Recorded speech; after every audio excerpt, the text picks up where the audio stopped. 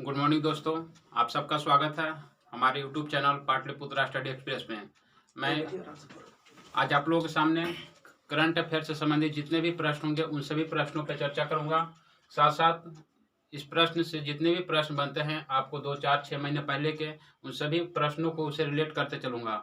और इसमें जितने भी आपको स्टैटिक जीएस बनेंगे, आपको किसी भी एग्जाम में देखते होंगे वैसे ही स्टैटिक जीएस का प्रश्न पूछा जाता है, जो कि अभी हाल में जो है किसी न किसी करंट से जुड़ा हो, उससे जो है चर्चा में हो। तो मैं उन सभी आपको जीएस पॉइंट से भी जो है आप लोगों के साथ जोड़कर चलूंगा। तो आइए हम देखते हैं आज का पहला सेशन जो है। मेरा पहला प्रश्न क्या है? पहला प्रश्न है, मानव तस्करी को रोकने के लिए ऑपरेशन आहट को किसने शुरू किया? ये जो है अभी मानव तस्करी को, ठीक है, मानव के तस्करी को रोकने के लिए एक ऑपरेशन चलाया गया है जिसका नाम क्या है? डायरेक्ट उसको याद रखिएगा। आहट जो है ऑपरेशन किसके द्वारा चलाया गया है? तो आपको रेलवे सुरक्षा बल, ठीक है, किसके द्वारा चलाया गया है? रेलवे सुरक्षा बल, जिसको आरपीएफ के नाम से जानते हैं। तो आरपीएफ के द्वारा चलाया गया है, जिसके माध्यम से आपको जो मानव तस्करी हो रहा है इसको कम से कम सुनिश्चित करना है। इसमें और सब जो ऑप्शन है इसको देखेंगे एनडीआरएफ के। इसका फुल फॉर्म की बात करें तो क्या होता है? National disaster response force. इसके लिए एनडीआरएफ के लिए पूछा जाता है कि लिए अधिनियम कब आया था? तो इसके लिए जो अधिनियम जो आया था 2005 में आया था। लेकिन एनडीआरएफ की स्थापना की बात करते हैं तो इसकी स्थापना कब किया जाता है? स्थापना जो आपको 2006 में किया जाता है। तो अधिनियम 2005 का था एनडीआरएफ का, और स्थापना 2006 में की जाती है। एनएसजी की बात करते थे, इसकी स्थापना आपको 1984 में किया गया था। बीएसएफ की बात करते हैं, बीएसएफ आपको 1965 में स्थापना किया गया था, जो कि भारतीय अंतर्राष्ट्रीय सीमा पर बॉर्डर की सुरक्षा की काम करती है। आरपीएफ की बात करें तो इसकी स्थापना किस वर्ष किया गया था? तो इसकी स्थापना आपको 1972 में किया जाता है। इसकी हेड क्वार्टर जो है, मुख्यालय की बात करते हैं तो आपको आरपीएफ का मुख्यालय कहाँ स्थित है? तो दिल्ली में स्थित है। आइए इससे संबंधित और प्रश्नों को देखते हैं। आरपीएफ की स्थापना कब किया गया था? तो आपको स्थापना हो गया 1972 में। और मुख्यालय की बात करते हैं तो मुख्यालय इसका कहाँ हो गया? मुख्यालय हो गया आपको नई दिल्ली में। रेलवे बोर्ड का प्रथम सीईओ, ठीक है, रेलवे बोर्ड का प्रथम सीईओ या रेलवे बोर्ड का प्रथम अध्यक्ष किसको बनाया गया था? इनको बनाया गया था बीके यादव को। प्रथम कौन थे? बीके यादव थे, जो कि रेलवे बोर्ड के प्रथम सीईओ या प्रथम अध्यक्ष थे। रेलवे बोर्ड का गठन किस आयोग के सिफारिश पर किया गया था? तो रेलवे बोर्ड का जो आपको गठन के बात किया जा रहा है तो इसके लिए कौन सा आयोग आया था? ये आयोग था आपको रॉबर्टसन आयोग। कौन सा आयोग था? रॉबर्टसन आयोग। ये आपको कई सारी एग्जाम में पूछा जा चुका है कि रेलवे बोर्ड का गठन किस आयोग के सिफारिश पर किया गया था? तो रॉबर्टसन आयोग के सिफारिश पर किया गया था।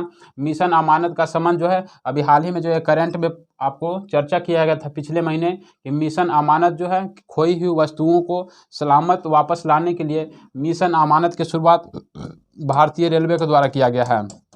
किसके द्वारा किया गया है? भारतीय रेलवे के द्वारा आपको मिशन अमानत की शुरुआत की गई है। रेलवे बोर्ड के वर्तमान सीईओ कौन है? तो आपको है विनय कुमार त्रिपाठी। क्या नाम है इनको? विनय कुमार त्रिपाठी। विनय कुमार त्रिपाठी जो कि वर्तमान में रेलवे बोर्ड के सीईओ हैं। और प्रथम सीईओ पूछा जाएगा तो आपको बीके यादव थे। अगला प्रश्न देखते हैं। बीजिंग शीतकालीन ओलंपिक 2022 में पहला स्वर्ण पदक किस खिलाड़ी ने जीता है?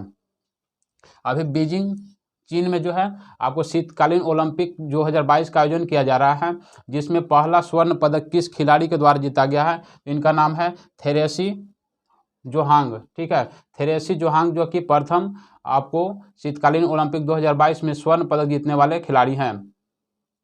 आपको शीतकालीन से जो है इस ओलंपिक से संबंधित की बात करें तो अभी टोक्यो ओलंपिक जो है हाल ही में हुआ था। टोक्यो ओलंपिक कब हुआ? 2021 में, ठीक है। इसका आयोजन कब होना था? आपको 2020 में होना था, लेकिन आपको कोविड के संक्रमण के बढ़ने के कारण इसका आयोजन 2021 में किया गया। और इसका आयोजन कहाँ किया गया था? टोक्यो जापान में किया गया था। इसमें भारत की बात करें तो इसमें टोक्यो ओलंपिक में भारत ने टोटल कुल कितने मेडल जीते? तो भारत ने इसमें टोटल 7 मेडल जीते थे, जिसमें एक स्वर्ण पदक था जो कि काफ़ी चर्चा होगा। स्वर्ण पदक जो किसके द्वारा जीता गया था? तो नीरज चोपड़ा के द्वारा जीता गया था। किसके द्वारा? नीरज चोपड़ा के द्वारा जीता गया था। जिनका संबंध की बात करें तो इनका नीरज चोपड़ा का संबंध किस खेल से है? तो आपका जेवलिन थ्रो, जिसको हम भाला फेंक के रूप में जानते हैं, ठीक है, किस में जीता था? भाला फेंक के में जीता था। इन्होंने एक और प्रश्न यहाँ से बनता है, इन्होंने कितना मीटर भाला फेंका था? तो 87.58 मीटर भाला फेंका था। आपको यहाँ से एक दिवस की भी मनाने का घोषणा किया गया है। इन्होंने जिस दिन को, नीरज चोपड़ा ने 7 अगस्त को कौन सा जो आपको मेडल जीता था, स्वर्ण पदक जीता था 7 अगस्त को। इसी 7 अगस्त को प्रत्येक वर्ष भारत सरकार के द्वारा भाला फेंक दिवस के रूप में मनाने की घोषणा किया गया है। भाला फेंक दिवस कब मनाया जाएगा? तो आपको प्रत्येक वर्ष 7 अगस्त को मनाया जाएगा। बीजिंग शीतकालीन ओलंपिक 2022 का संस्करण कैमा है? ठीक है, बीजिंग ओलंपिक जो है आपकी इस बार जो 2022 में किया जा रहा है, इसका संस्करण कैमा है? तो इसका संस्करण आपकी बात करेंगे कि इसके संस्करण इस बार अभी जो है 22वां है। ठीक है, इसका संस्करण जो है 22 नहीं होगा, इसको 24वां है। ठीक है, बीजिंग शीतकालीन ओलंपिक 2022 का संस्करण कैमा है? 24वां है। अंतर्राष्ट्रीय ओलंपिक समिति का मुख्यालय कहाँ है? इसका मुख्यालय आपको लुसाने, स्विट्जरलैंड में। कहाँ पे है? लुसाने है। लुसाने कहाँ पे? आपको स्विट्जरलैंड में है। लुसाने स्विट्जरलैंड में है, इसका मुख्यालय स्थित है। ओलंपिक समिति का अध्यक्ष अभी कौन है? तो अभी थॉमस बाक हैं। कौन है? थॉमस बाक इसके वर्तमान में अध्यक्ष हैं। ओलंपिक की शुरुआत कब की गई थी? तो यहाँ से आपको 2 प्रश्न पूछा जाता है कि ओलंपिक की शुरुआत सबसे पहली बार कब किया गया था? तो सबसे पहली बार तो आपको 776 ईसा पूर्व में किया गया था। ठीक है, लेकिन यहाँ से पूछा जाता है आपको मॉडर्न आधुनिक ओलंपिक की बात करें तो आधुनिक ओलंपिक की शुरुआत कब किया गया था? 1896। ठीक है, 1896 ईस्वी में किया गया था। और ये कहाँ पे किया गया था? एथेंस यूनान में किया गया था। एथेंस यूनान में किया गया था। इसमें सबसे अधिक जो भूमिका जो है किसके पूछा जाता है कि किसके आधुनिक ओलंपिक शुरुआत जो है 1896 में किया गया। इसमें आपको सर्वश्रेष्ठ जो है किस व्यक्ति का योगदान था? तो पीरे डी कुबर्टिन के जो नेतृत्व में ही पहली बार आधुनिक ओलंपिक की शुरुआत 1896 एथेंस यूनान में किया गया था। शीतकालीन ओलंपिक की शुरुआत किस वर्ष किया गया? तो शीतकालीन की बात करें तो 1924 में इसका शुरुआत किया गया था। कब? 1924 में इसकी शुरुआत की जाती है। ओलंपिक 2021 में प्रथम स्थान। ठीक है, ओलंपिक पूछा जा रहा है कि ओलंपिक में 2021 जो टोक्यो ओलंपिक हुआ इसमें प्रथम स्थान किसका था? यूएसए अमेरिका का था। जबकि पैरा ओलंपिक की बात करें हम तो पैरा ओलंपिक में प्रथम स्थान किसका था? तो पैरा ओलंपिक में प्रथम स्थान आपका चीन का था। ठीक है, तो दोनों चीज़ को ध्यान में रखिएगा। ओलंपिक में प्रथम स्थान अमेरिका और पैरा ओलंपिक में प्रथम स्थान चीन का था।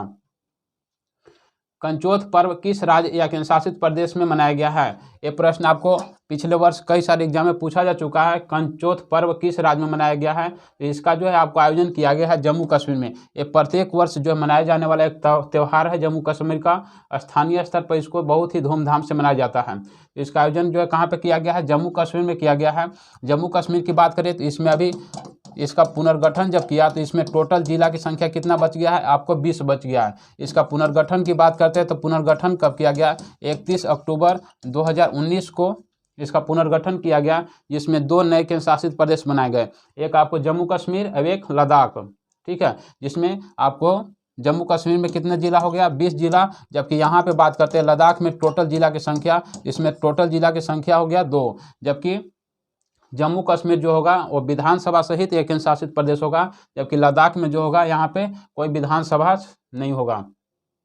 सिक्किम की बात करते हैं तो सिक्किम जो है आपको भारत का 36वां संविधान संशोधन कब? 36वां संविधान संशोधन 1975 के द्वारा भारत में पूर्ण राज्य के रूप में इसको दर्जा दिया गया था। प्रश्न पूछा जाता है कि सिक्किम को पूर्ण राज्य का दर्जा कब दिया गया? तो 36वां संविधान संशोधन 1975 के तहत। ठीक है, आगे देखते हैं। लोहरी या लोसांग उत्सव, ये 2 उत्सव अलग अलग है, एक लोहरी है एक लोसांग है। ठीक है, तो लोहरी जो मनाया जाता है कहाँ पे मनाया जाता है? लोहरी उत्सव आपको मनाया जाता है पंजाब में। ठीक है, लोहरी उत्सव आपको मनाया जाता है पंजाब में। जबकि लोसांग की बात करें तो लोसांग जो आपको ये सिक्किम का त्यौहार है। कहाँ का है? सिक्किम का त्यौहार है। तोरग्या महोत्सव कहाँ पे मनाया गया है? तो तोरग्या महोत्सव आपको मनाया गया है अरुणाचल प्रदेश में। ठीक है, अरुणाचल प्रदेश में इसको मनाया गया है। और एक और कौन सा है? स्पीति गुस्टर जो है प्रत्येक वर्ष आपको लद्दाख के जनजातियों के द्वारा मनाया जाता है। कहाँ पे? लद्दाख में मनाया जाता है। कचाई लेमन फेस्टिवल ठीक है, अभी काफ़ी चर्चा में है। अभी ये आपको कहाँ पे मनाया गया है, एक फेस्टिवल मनाया जाता है, कहाँ पे, मणिपुर में। इसको अभी कचाई जो लेमन है, एक प्रकार का क्या है, एक प्रकार का एक, ठीक है, एक प्रकार का क्या है, एक प्रकार का ये लेमन है, मीन्स नींबू है, ठीक है, एक प्रकार का नींबू है जिसे अभी जीआई टैग भी दिया गया है। तो यहाँ से प्रश्न पूछ सकता है आपको कि कचाई लेमन किस राज्य का है जिसे जीआई टैग में शामिल किया गया है, तो आपको ये मणिपुर का है। यहाँ पे एक त्यौहार भी इसके नाम से मनाया जाता है। नुआखाई जो है और धनु यात्रा, ये दोनों जो है किस राज्य का है, तो नुआखाई और धनु यात्रा जो है आपको उड़ीसा में मनाए जाने वाला त्यौहार है। कहाँ पे, उड़ीसा में मनाए जाने वाला त्यौहार है, ठीक है। यहाँ से एक और प्रश्न पूछा जाता है, अगर आपसे केवल यात्रा पूछा जाएगा तो आपको यात्रा जो है, आपको फेस्टिवल जो है मनाया जाता है वेस्ट बंगाल में, जबकि धनु यात्रा की बात करेंगे तो यह मनाया जाता है उड़ीसा में। ट्यूलिप फेस्टिवल का आयोजन कहाँ पे किया गया है, तो ट्यूलिप फेस्टिवल का आयोजन आपको जम्मू कश्मीर में किया गया है। अगला प्रश्न है, हाल ही में किस राज्य सरकार ने पूरे राज्य में 6 माह का मध्यम प्रकृति का सूखा घोषित किया गया है, कितने महीने के लिए, यह भी आपको ध्यान में रखना होगा, ठीक है, क्योंकि 6 महीने के लिए मध्यम प्रकृति का सूखा घोषित किया गया है। 21 राज्य सरकार के द्वारा किया गया है। इसके पीछे रीजन क्या है, तो यहाँ पे जो कम बारिश और पर्यावरण की प्रकृति को देखते हुए यहाँ पे जो है खेती जो किया गया था उसमें उस तरह की उपज नहीं हुई जिस तरह से उम्मीद लगाया गया था। तो कम बारिश होने के कारण जो है मध्यम प्रकृति का, ठीक है, पूरी तरह से नहीं लेकिन मध्यम प्रकृति का एक सूखा घोषित किया गया है। ये आपको नागालैंड सरकार के द्वारा किया गया है। यहाँ के सीएम की बात करते हैं तो सीएम कौन है, तो अभी यहाँ पे सीएम है नेफ्यू रियो, यहाँ के अभी वर्तमान में मुख्यमंत्री हैं। नागालैंड की यहाँ बात करें तो यहाँ पे विधानसभा सीटों की संख्या कितनी है, तो यहाँ पे पूछा जाता है आपको विधानसभा सीटों की संख्या आपको 60 है, ठीक है। त्रिपुरा की बात करते हैं तो यहाँ पे भी जो है विधानसभा सीटों की संख्या कितना है, यहाँ पे भी आपको 60 है। ये सब आपको 7 सिस्टर आपको स्टेट पड़े होंगे, 7 सिस्टर जो 7 राज्य हैं उसी के ये सब हिस्सा है। मिजोरम है, नागालैंड है, त्रिपुरा है, ठीक है, ये सभी जो है 7 सिस्टर में आते हैं। तो यहाँ पे जो है नागालैंड की बात का यहाँ से पूछा जाता है इसका गठन कब किया गया था, तो इसका गठन कब किया जाता है, 1963 में किया जाता है, ठीक है।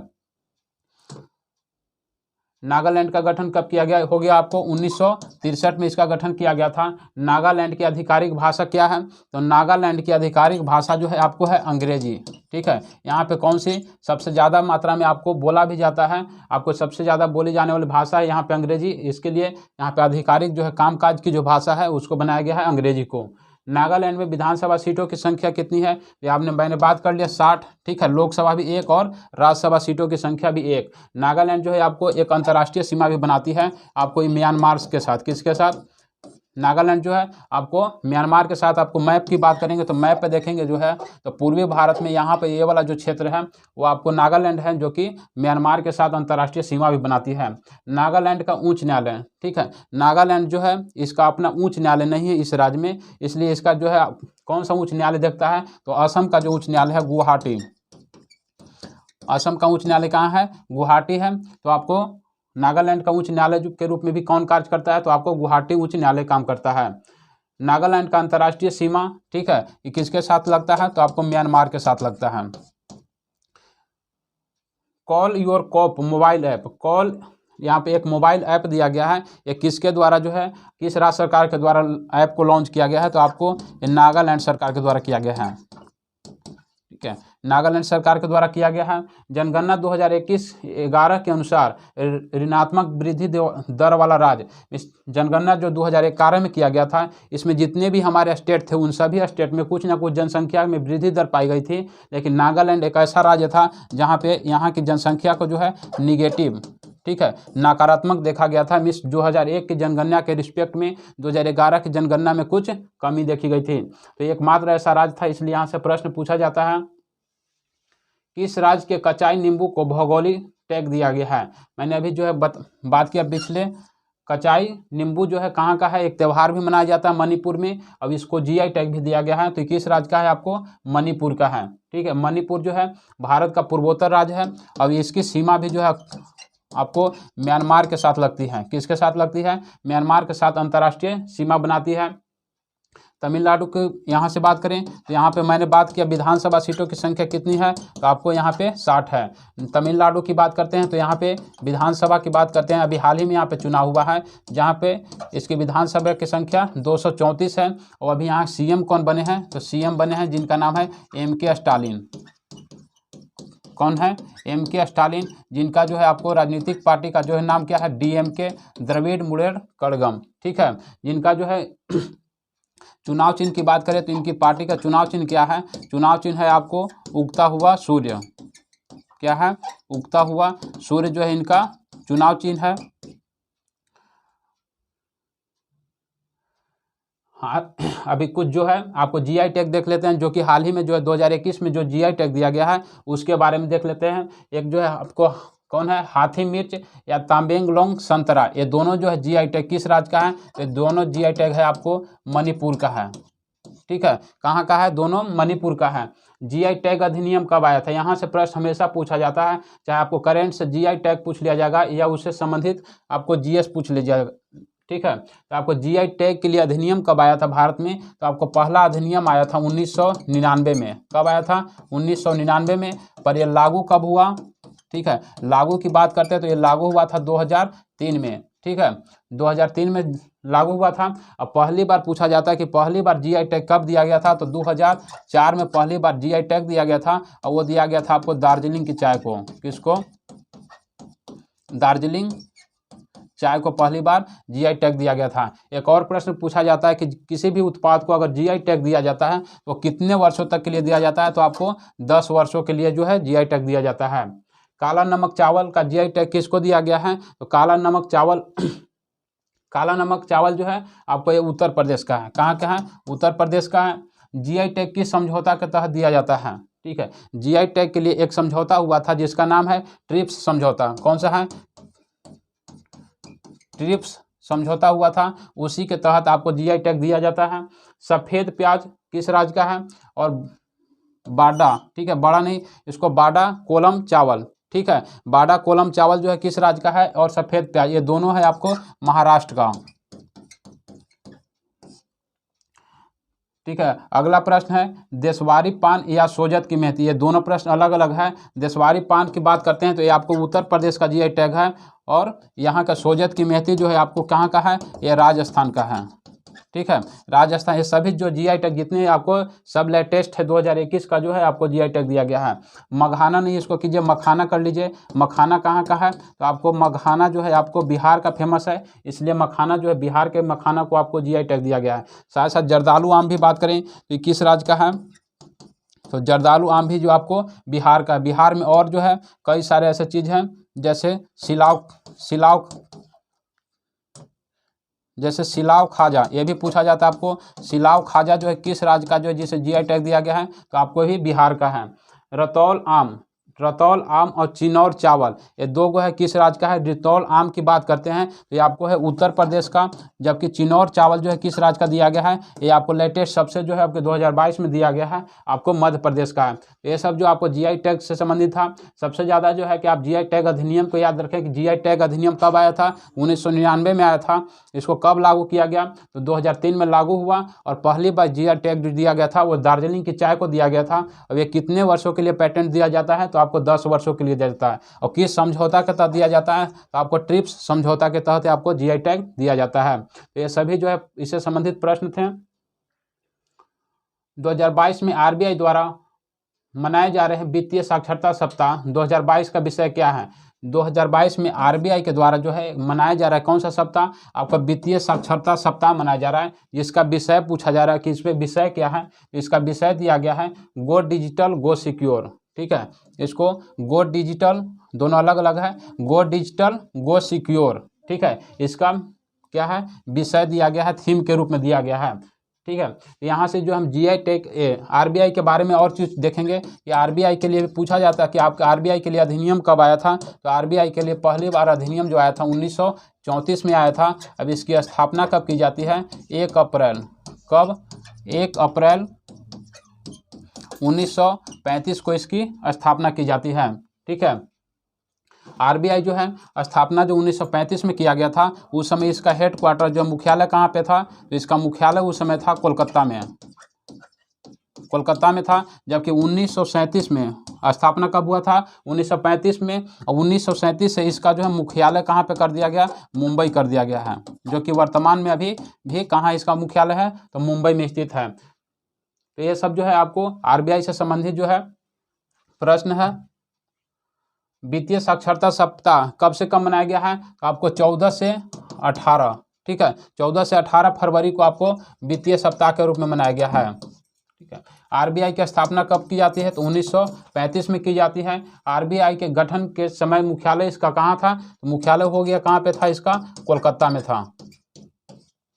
आरबीआई के पहले गवर्नर कौन थे, तो ऑसबॉर्न स्मिथ, ठीक है, ऑसबॉर्न स्मिथ थे, जो कि पहले आपको ये कहाँ के थे, आपको अंग्रेज गवर्नर थे, ठीक है। आरबीआई के पहले भारतीय गवर्नर की बात करते हैं, तो पहले भारतीय गवर्नर जो थे आपको, जिसका नाम था सीडी देशमुख, ठीक है, सीडी देशमुख पहले भारतीय गवर्नर थे, जो कि कब बने थे, 1937 में बने थे। सर्वाधिक समय तक गवर्नर कौन रहे हैं, सर्वाधिक समय तक जो है गवर्नर बनने वाले आरबीआई के थे अमिताभ घोष। कौन थे, अमिताभ घोष, जो कि सर्वाधिक समय तक आरबीआई के पद पर रहे।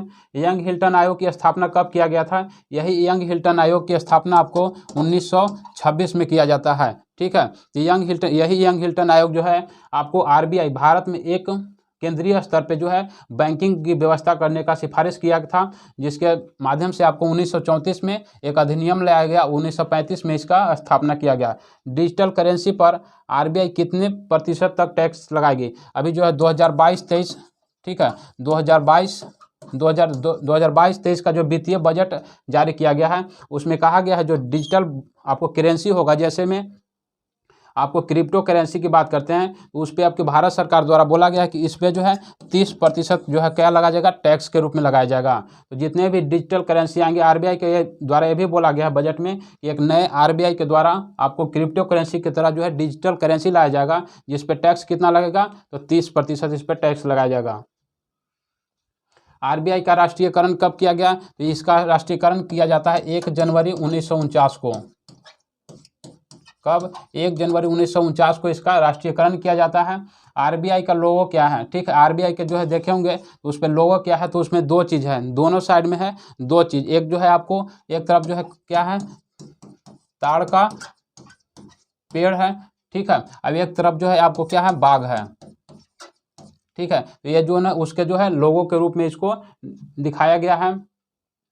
स्वच्छ ऊर्जा तकनीक विकसित करने के लिए किस राज्य ने सोशल अल्फा के साथ समझौता किया है, क्या, कौन सा, स्वच्छ ऊर्जा तकनीक, वैसी ऊर्जा जो है आपको प्राप्त करना है जिसमें जो है कम से कम कार्बन की मात्रा जो है निकले और कम से कम जो है पॉल्यूशन फैले। तो इसके लिए जो है आपको किस राज्य सरकार ने सोशल अल्फा के साथ जो है समझौता किया है, तो ये किया गया है आपको केरल सरकार के द्वारा किया गया है। किसके द्वारा, केरल सरकार के द्वारा किया गया है। केरल की बात करें तो यहाँ से आपको ज्योग्राफी में भी क्या प्रश्न पूछा जाता है।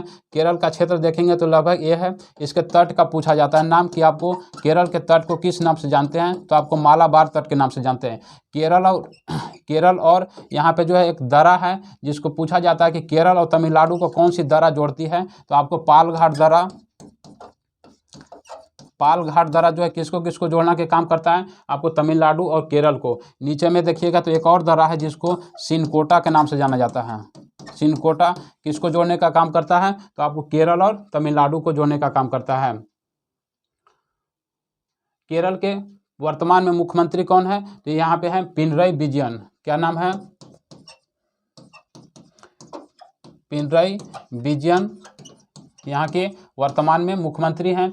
जबकि राज्यपाल की बात करें तो राज्यपाल जो कौन है, जो आपको मोहम्मद आरिफ खान, ठीक है, मोहम्मद आरिफ खान यहाँ के राज्यपाल हैं वर्तमान में। केरल में विधानसभा सीटों की संख्या कितनी है, तो विधानसभा सीटों की संख्या 141। जब लोकसभा की बात करें तो 19 लोकसभा की जो है संख्या 9 और राज्यसभा की संख्या जो है यहाँ पे 9 है।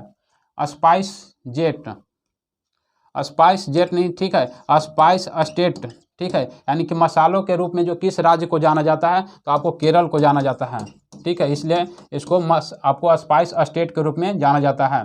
केरल का तट का नाम क्या है? तो मैंने अभी दिखाया मैप पे, केरल के तट को मालाबार तट के नाम से जाना जाता है। पालघाट दर्रा किसको जोड़ता है? केरल और तमिलनाडु को, केरल और तमिलनाडु को जोड़ने का काम करता है कौन सा दर्रा? पालघाट दर्रा और सिनकोटा, ये दोनों जो है। सुरंग लक्मल ने अंतर्राष्ट्रीय क्रिकेट से संन्यास लेने की घोषणा किया है। ये किस देश के खिलाड़ी हैं? इनका नाम आप ध्यान में रखिएगा, क्या नाम है? सुरंगा लक्मल, ठीक है। ये किस देश के खिलाड़ी हैं जिन्होंने अभी संन्यास लेने की घोषणा किया है? तो आपको ये खिलाड़ी है श्रीलंका की, ठीक है। श्रीलंका को देखिएगा, तो श्रीलंका जो है आपको भारत के जो है दक्षिण में स्थित है। यहाँ से प्रश्न पूछा जाता है, यहाँ पे एक बंदरगाह है आपको श्रीलंका के दक्षिण में, या कोई जिसका नाम है हम्बनटोटा बंदरगाह। कौन सा?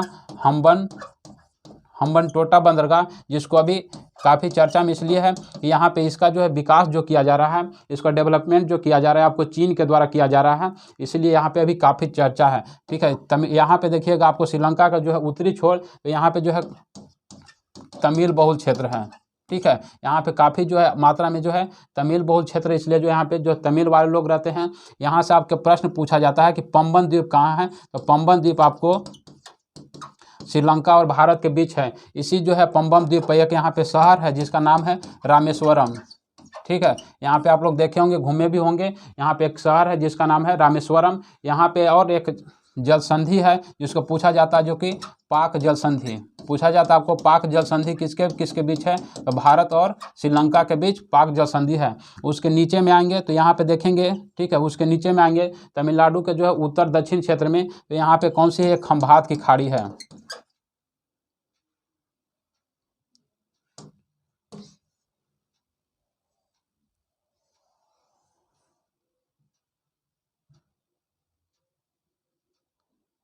कहाँ से आएगा मुरारी भैया?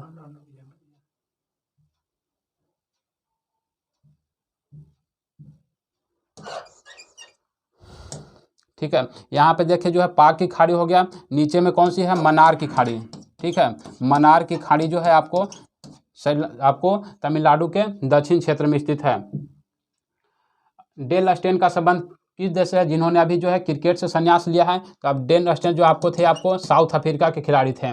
ब्रेडन टेलर का संबंध किस देश से है? ब्रेडन टेलर जो है आपको किस देश के खिलाड़ी हैं? तो आपको है जिम्बाब्वे के, जिन्होंने अभी हाल ही में जो संन्यास लेने की घोषणा किया है। आईसीसी की स्थापना कब की जाती है? आईसीसी की स्थापना 1909 में की जाती है। अब इसका हेडक्वार्टर की बात करें, इसका हेडक्वार्टर कहाँ है? आपको दुबई में स्थित है।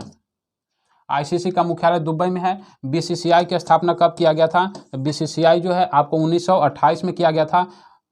आईपीएल 2022-23 का स्पॉन्सर, ठीक है, मिस स्पॉन्सर टीम के आपको किसको बनाया गया है? तो आपको बनाया गया है टाटा कंपनी को बनाया गया है। 2022 के लिए भी और 2023 के लिए भी आपको टाटा को बनाया गया है। हाल ही में सेल्फ फोर्स द्वारा जारी वैश्विक डिजिटल कौशल सूचकांक 2022 में सबसे अधिक तत्परता सूचकांक किस देश का है? ठीक है, यहाँ पे एक जो आपको क्या किया गया, एक वैश्विक डिजिटल कौशल सूचकांक जारी किया गया है 2022 में, जिसमें पूछा जा रहा है कि सबसे अधिक तत्परता सूचकांक में कौन सा देश शीर्ष स्थान पे है। इसमें सबसे वो शीर्ष स्थान जो है आपको है वो भारत का है। किस देश का है? भारत का है।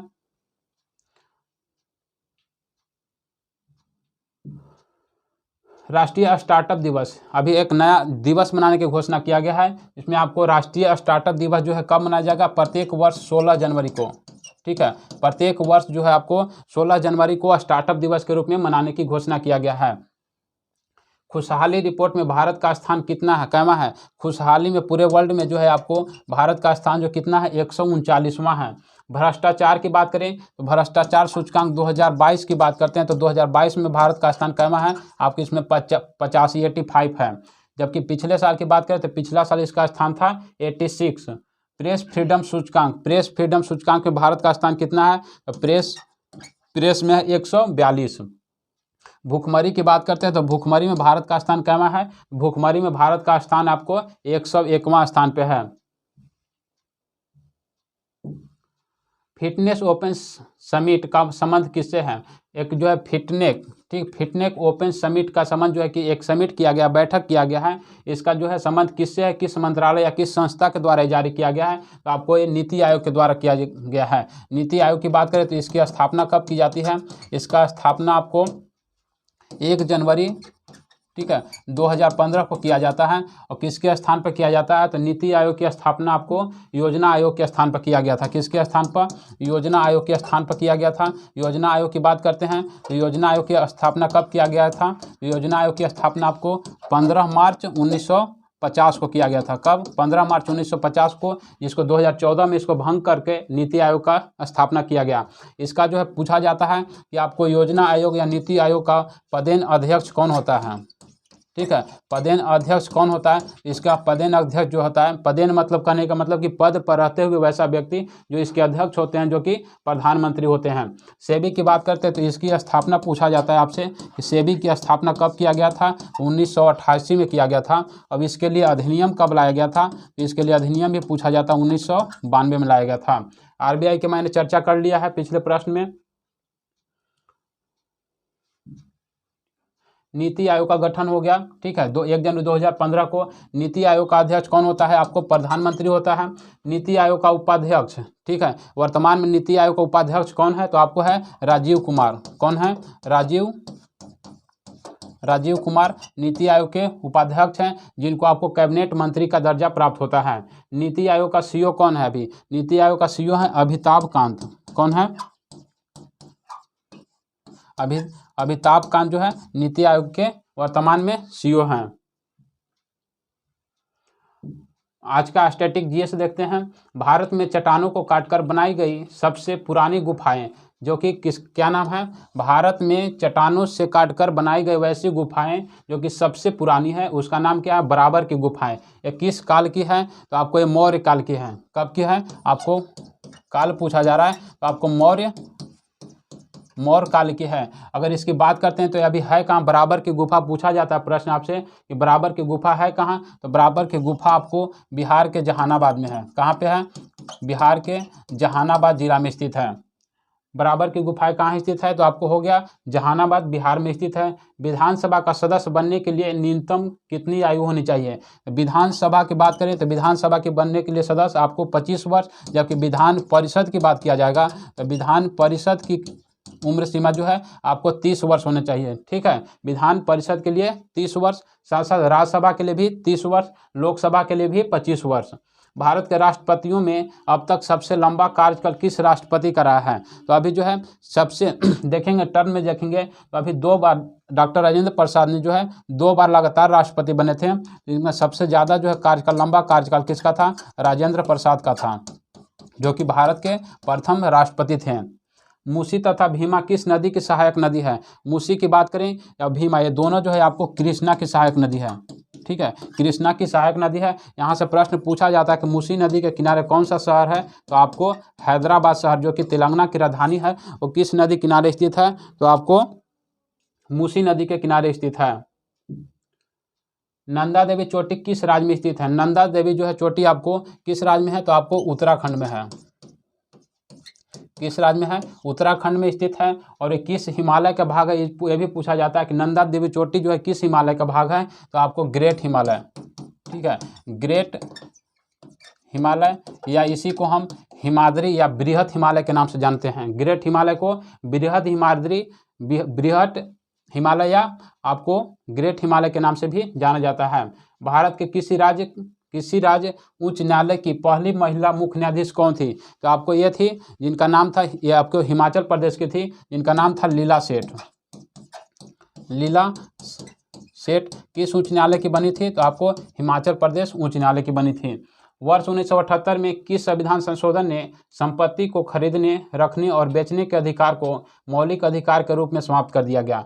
1978 में किस संविधान संशोधन पूछा जा रहा है? तो आपको 1978 में कौन सा संविधान संशोधन आया था? 44वां संविधान संशोधन। 44वां संविधान संशोधन 1978 में मोरारजी देसाई की सरकार के द्वारा जो है संपत्ति के अधिकार को मौलिक अधिकार से हटा दिया गया। और इसको आपको यहाँ से पूछा जाता है कि अब किस अनुच्छेद में इसको रख दिया गया है? तो 300 का क में रख दिया गया है। 300 के क में इसको रख दिया गया है। पाल वंश का संस्थापक कौन था? तो पाल वंश का संस्थापक आपको था गोपाल। किस नदी पर बगलिहार बांध का निर्माण किया गया है? तो बगलिहार बांध जो है आपको कहाँ पे है? तो बगलिहार बांध आपको जम्मू कश्मीर में स्थित है। अब इसका निर्माण किस नदी पर किया गया है, तो आपको चिनाब नदी पर किया गया है। किस नदी पे? चिनाब नदी पर किया गया है, जो कि जम्मू कश्मीर में स्थित है। तो ये था आपका स्टैटिक जीएस। आज जो आप लोगों को कल एक प्रश्न दिया गया था कि आप लोग को एक प्रश्न दिया गया था जिसका आप लोग को उत्तर कमेंट बॉक्स में देना था। वो प्रश्न क्या है? हाल ही में जीवन बीमा के डिजिटल वितरण के लिए LIC, ठीक है, LIC लाइफ, आपको LIC जो कि बीमा बांटने का काम करती है, किसके साथ समझौता किया है? तो इसका नाम है पॉलिसी बाजार के साथ किया है। ठीक है, किसके साथ? पॉलिसी बाजार के साथ किया है। उसी तरह से आप लोगों को पुनः आज एक प्रश्न दिया गया है जिसका उत्तर आप लोगों को कमेंट बॉक्स में देना है। वो प्रश्न जो है क्या है? हाल ही में मेडीबडी, ठीक है, मेडीबडी के ब्रांड एम्बेसडर कौन बने हैं? इसका जो आप लोग उत्तर कमेंट बॉक्स में दें और ज़्यादा से ज़्यादा लोग इसका जो है आप इसके बारे में जो है आंसर दें। साथ साथ अगर आप हमारे चैनल पे आप नए हैं तो हमारे चैनल को लाइक और सब्सक्राइब कर दें ताकि आप तक कोई भी नोटिफिकेशन आसानी से पहुंच सके। ठीक है, और आप अपने ग्रुप में या अपने दोस्तों के साथ इस वीडियो को ज़्यादा से ज़्यादा शेयर करें ताकि ज़्यादा से ज़्यादा लोग इस वीडियो का फ़ायदा उठा सकें। तो धन्यवाद दोस्तों, फिर मिलते हैं अगले वीडियो में।